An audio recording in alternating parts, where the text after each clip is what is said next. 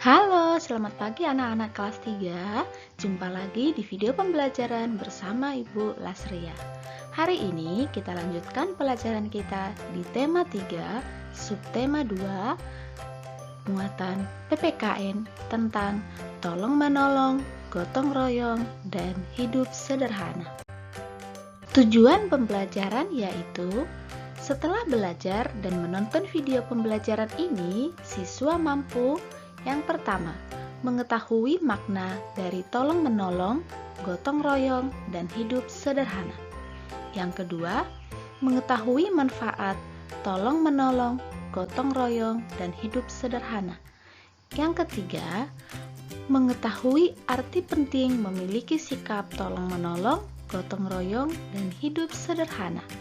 Dan yang keempat, mempraktikkan sikap tolong-menolong, gotong royong, dan hidup sederhana. Yang pertama, kita akan membahas tentang tolong-menolong. Apa itu tolong-menolong?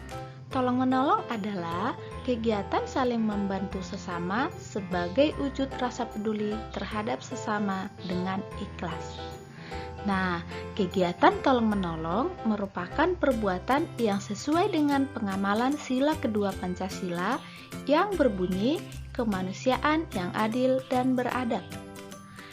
Menolong sesama dapat dilakukan dalam bentuk apapun, seperti uang, tenaga, makanan, pakaian, tempat tinggal sementara, dan lain-lain.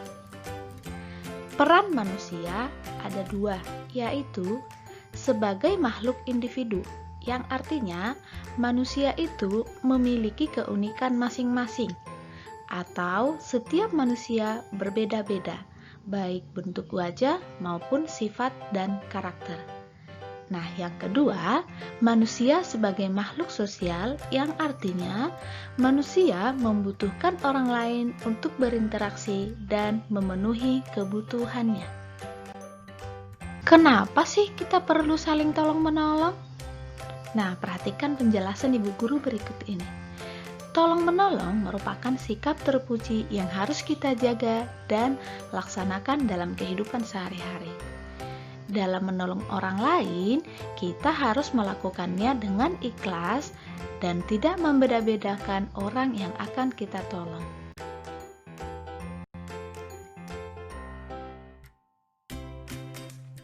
Selanjutnya, manfaat tolong-menolong. Yang pertama, meringankan beban orang lain yang sedang kesusahan.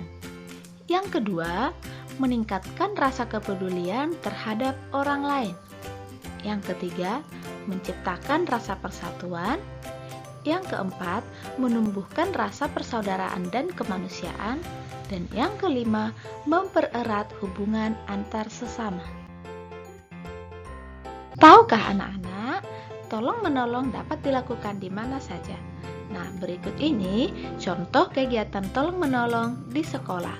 Yang pertama, membantu guru membersihkan papan tulis pada saat belajar. Yang nomor 2, membantu guru membawakan buku ke kantor. Ketiga, membantu teman yang sedang kesulitan belajar. Keempat, menolong teman yang terjatuh. Dan yang kelima, berbagi makanan dengan teman. Kemudian, contoh kegiatan tolong-menolong di rumah. Yang pertama, membantu ibu membersihkan rumah. Yang kedua, membantu ibu merapikan kamar dan tempat tidur. Yang ketiga, membantu ibu memasak makanan.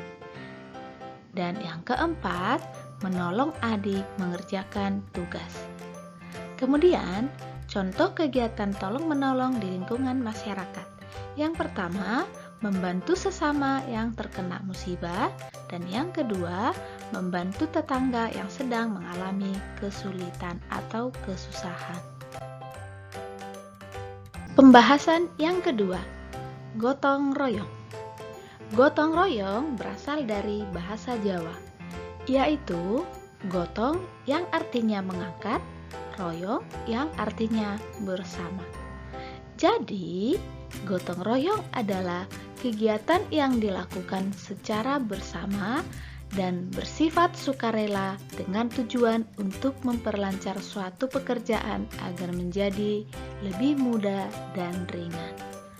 Nah, gotong royong itu sendiri merupakan warisan leluhur dan ciri khas bangsa Indonesia.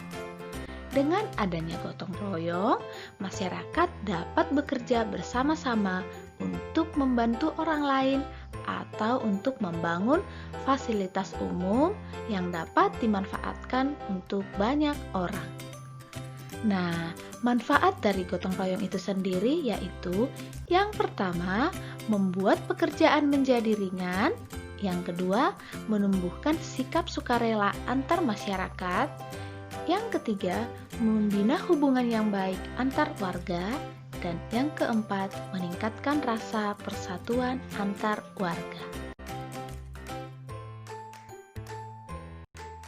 Nah, anak-anak, kegiatan gotong royong dapat juga dilakukan di mana saja. Nah, berikut ini contoh kegiatan gotong royong di sekolah. Yang pertama, membersihkan ruang kelas bersama-sama. Yang kedua, merawat taman bersama-sama. Yang ketiga, membersihkan lingkungan sekolah bersama-sama. Dan yang keempat, menjaga fasilitas sekolah bersama-sama. Kemudian, contoh kegiatan gotong royong di rumah. Yang pertama, membersihkan rumah bersama-sama. Yang kedua, memasak makanan bersama-sama. Dan yang ketiga, membersihkan lingkungan rumah bersama-sama. Dan yang terakhir, bercocok tanam bersama-sama. Dan selanjutnya, contoh kegiatan gotong royong di lingkungan masyarakat. Yang pertama, membersihkan selokan jalan bersama-sama. Yang kedua, memperbaiki jalan yang rusak bersama-sama. Yang ketiga, membangun fasilitas umum bersama-sama. Dan yang keempat, membantu orang yang terkena musibah bersama-sama. Kemudian, pembahasan yang terakhir yaitu hidup sederhana. Hidup sederhana artinya tidak berlebihan dalam menggunakan uang atau harta. Harus bijak menggunakan uang atau harta sesuai dengan kebutuhan. Sikap hidup sederhana sangat penting kita terapkan dalam kehidupan sehari-hari, agar kita semakin disiplin dan cermat dalam menggunakan uang yang kita miliki. Dengan menerapkan hidup sederhana, kita juga semakin memiliki rasa syukur terhadap Tuhan Yang Maha Esa. Hidup sederhana dapat dilakukan dengan cara menggunakan uang sebaik-baiknya sehingga kita bisa berbagi dengan orang lain yang membutuhkan. Nah, kira-kira apa ya manfaat hidup sederhana? Nah, manfaat hidup sederhana yaitu yang pertama, memiliki tabungan masa depan. Yang kedua, meningkatkan rasa syukur. Yang ketiga, membangun rasa tanggung jawab. Yang keempat, membantu mengutamakan kebutuhan pokok. Yang kelima, melatih diri menghargai hal kecil. Yang keenam, membiasakan diri berhemat. Dan yang ketujuh, terhindar dari hutang.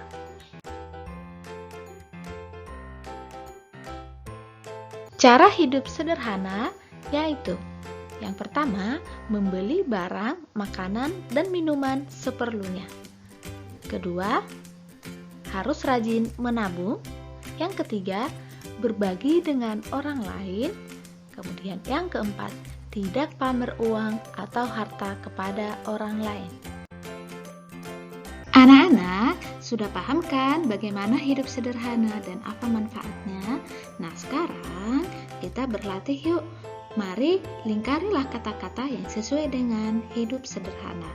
Apakah rendah hati, mubazir, pelit, secukupnya, boros, berlebih-lebihan, cermat, berbagi, sombong, dan hemat.